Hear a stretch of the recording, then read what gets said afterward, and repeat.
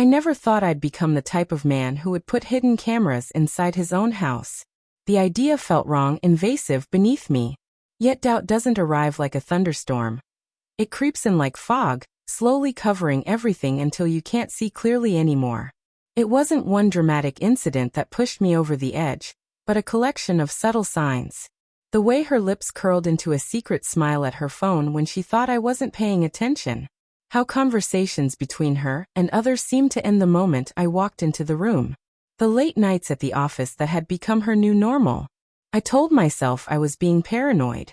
After nearly a decade together, 6 of those years married, I should have trusted her without question. Her name was Lily, and for so long she had been my safe place, the person I turned to when the world was heavy. But then, piece by piece, it felt like she was drifting away. At first, I blamed myself.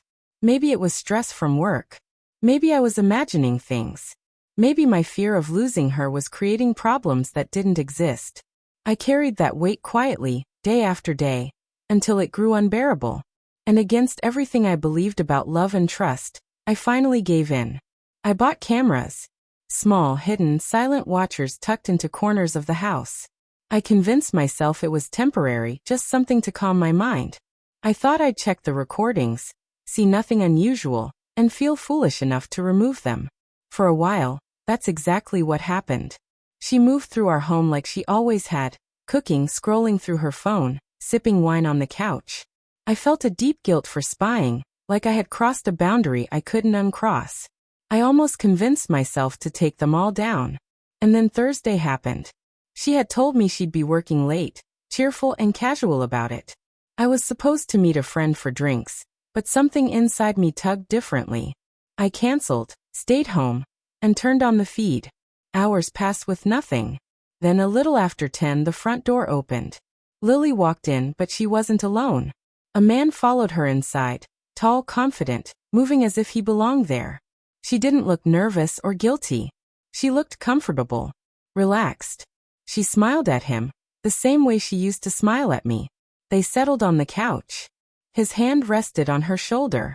She laughed at something he said, then leaned forward and kissed him. I sat frozen, watching my entire life unravel in silence. No yelling, no outburst, just a hollow numbness that wrapped around me until I couldn't feel anything at all. I replayed the clip over and over that night, searching for some alternative explanation, some angle that made it less damning.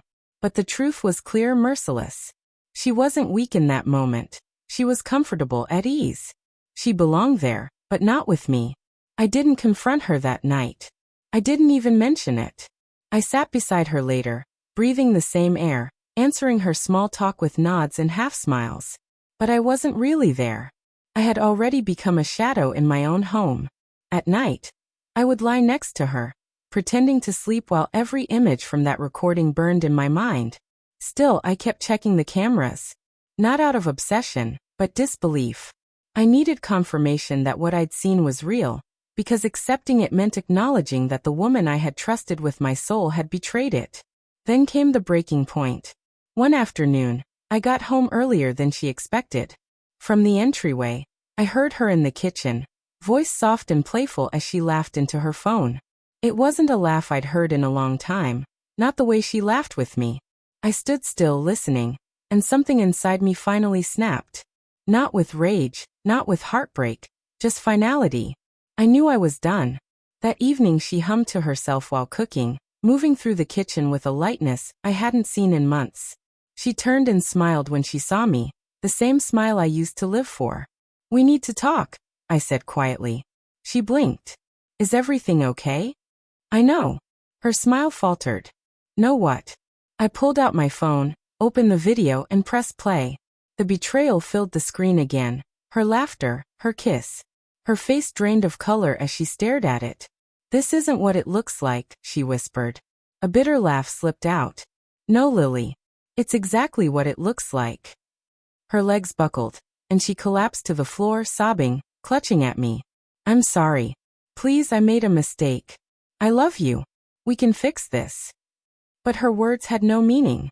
They were empty, desperate sounds from someone who wasn't sorry for her actions, just sorry she'd been caught. "You're not sorry you did it," I told her, stepping back. You're sorry you got caught. She wept harder, promising it would never happen again, swearing she loved me. But the man who believed her once no longer existed. I looked down at her one last time. Goodbye, Lily. Then I walked away. No shouting, no dramatic exit. Just silence, the kind that follows when a long, brutal war finally ends. That night, I packed a bag. Not to flee, but to breathe. She kept trying to reach me afterward. Calls, messages, endless emails filled with apologies and memories. I didn't answer. Not because I hated her, but because there was nothing left to say. I moved into a small apartment, starting over. The nights were difficult at first, haunted by echoes of what I'd lost. But time dulled them, and eventually they stopped haunting me. What remained wasn't bitterness, it was clarity. I forgave her, not for her sake but for mine. Because betrayal doesn't just end a marriage. It shatters the part of you that once believed love was unconditional. She didn't lose me the night I saw that recording. She lost me the moment she chose someone else in secret. And I found myself again when I realized I didn't need her to feel whole. Closure didn't come from her tears or her promises. It came the night I walked away, and never once looked back.